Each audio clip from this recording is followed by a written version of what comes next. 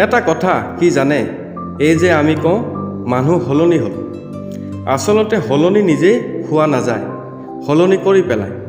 কেতিয়াবা সময় আৰু কেতিয়াবা খুব আপোন কোনোবাই। সলনি হোৱাও সহজ নহয়। আপুনিতো নাজানে কিমান কষ্ট কিমান যন্ত্ৰণাই তেওঁক সলনি কৰিছে। সলনি হোৱা প্ৰতিজন মানুহে নিজৰ লগতে কতবাৰ যে যুঁজিব লাগে। বাৰে বাৰে নিজক একেই ৰাখিবলৈ চেষ্টা কৰে, কিন্তু এটাৰ পাছত আনটো আঘাতে সলনি কৰি পেলায়। কেতিয়াবা নিজক লৈয়ে ভাবকচোন, এই যে আজিকালি কোনোবাই কিছু সময় ভালকৈ কথা পাতিলেই মনত সন্দেহ এটাই উকমুকাই উঠে। এই যে কোনোবাই মৰমেৰে কিবা শাসন কৰিব ল'লেই, মোক লৈ চিন্তিত হ'লেই মনটো সাংঘাতিক বিদ্ৰোহী হৈ উঠে। এই যে বাৰে বাৰে কি হৈছে সোধাৰ পাছতো নিজক উজাৰি নিদিয়াৰ জেদ বাঢ়ি আহে। এই যে কোনোবাই হাত এখন আগবঢ়াই দিলেই মনটোৱে তাক স্বাৰ্থপৰতাৰ ভাৱ দেখে। কিয় হয় এনে?